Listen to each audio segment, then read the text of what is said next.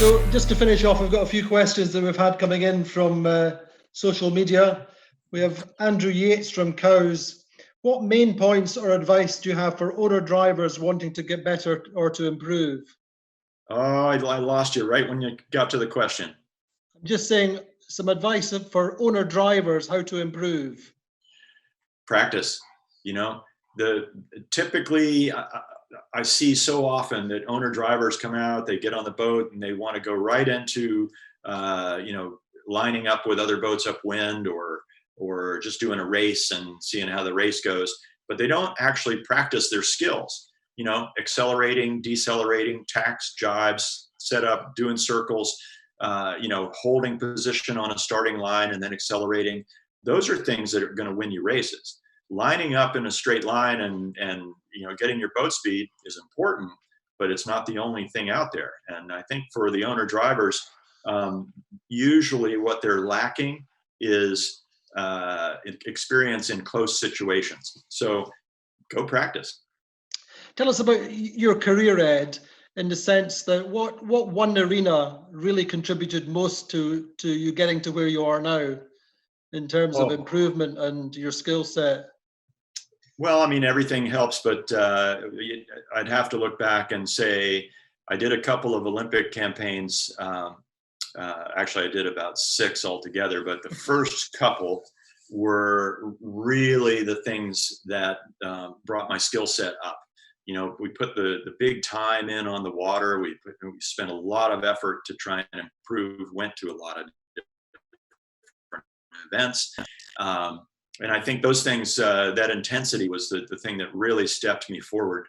I've always sailed in a number of different classes every season. So that's been fun to learn different things from different places. But those Olympic campaigns in the soling in particular, they taught me how to take steps forward and how to learn and get better.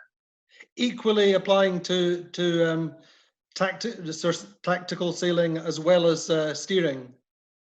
Well, yeah, I mean, the dinghy sailing that I did, lasers and similar boats and the soling stuff that we did. That's your foundation skills.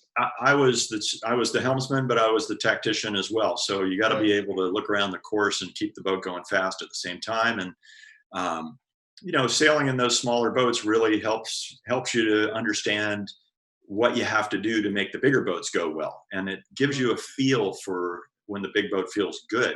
So when I started sailing offshore boats and 52s and America's Cup boats and stuff, the feeling was all still there from dinghies, and it's just adapting to a different platform. Mm-hmm.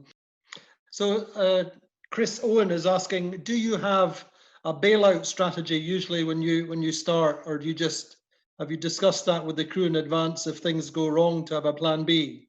That is a really excellent question, and probably one of the things I should have said in my tips of how to get a good start.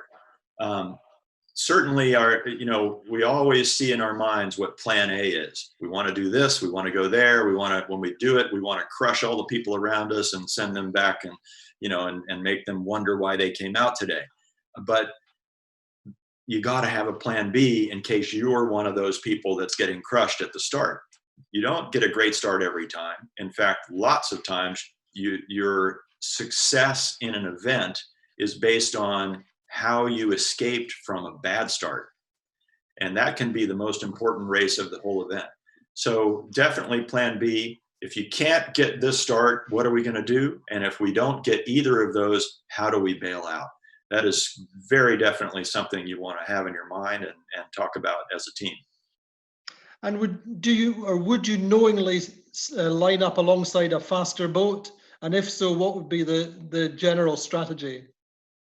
And when you say lining up, is that just in terms of learning about your speed? Or on the start line, would you set yourself up beside a faster boat if you know that they're faster? Right. Well, typically that's not a smart move. I mean, that's there's a lot of risk there. But if you have some little magical trick up your sleeve that you're going to surprise them with, then maybe give it a try. And there's nothing wrong with challenging your team to say, hey, these are the fastest guys, let's hang with them. And, you know, they got fast by doing something, and you can do that something as well. So, you know, maybe it's good to learn. But if you're going to score the race, you're going to count the points. My suggestion to most teams is start in a place that's going to give you a reasonably good chance of success. Okay. And he's also asking me, how many modes do you have coming off the line on the 52? Well, there's really three. You know, there's normal VMG, just normal sailing, which we spend most of our time doing. There's a high mode where we're going to sail 2 or 3 tenths slower than our normal target speed. We're going to squeeze the sails in, maybe move the team forward just a little bit to put the bow in the water a little more, and sail at a slightly higher angle. And it's interesting that is not something that the helmsman just pushes the tiller down and does. It's something that the whole team has to set up for. We call it high mode. We learn how to sail it, but it's not. Who actually calls the mode? Yeah, well, the tactician calls the mode for what he wants. And then there's a low fast mode that sometimes is valuable as well. You know, if you get a really nice start to windward of several boats, but you're trying to go straight, you know, you can put the bow down a little bit, ease the sails just a little bit, and get a little extra speed from the boat. And in the 52s, you know, that's again 2 or 3 tenths, maybe 4 tenths of a knot. You're sailing lower, but you're sailing faster. And if you have an advantaged position, you might be able to push your bow down over the people to leeward of you and you know, consolidate your gains that way. Okay. And he's also asking, as a tactician, do you run your own watch, or do you just rely on the instruments on the boat? I always have my own watch going. That's for sure. And you know, Confucius say, man with one watch is always on time. Man with two is never sure. But with GPS time, we all know what time it is now. Good for you. And somebody called Cole Parada wants to know what your mainsail camber depth is in 8 knots of breeze.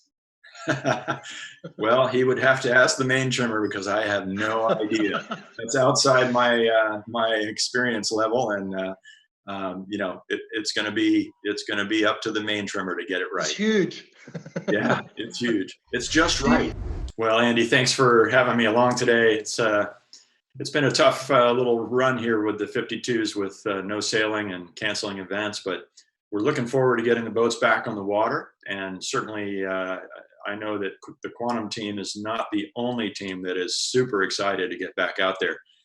We love these boats, we love the racing, and we look forward to seeing all of our friends on the water again soon. Well, a great thank you to Ed Baird. Always a pleasure, always a privilege to work with Ed, talking to us from his home in Florida. Hopefully we will be joining him later on this season when the 52 Super Series gets back underway, and join us then.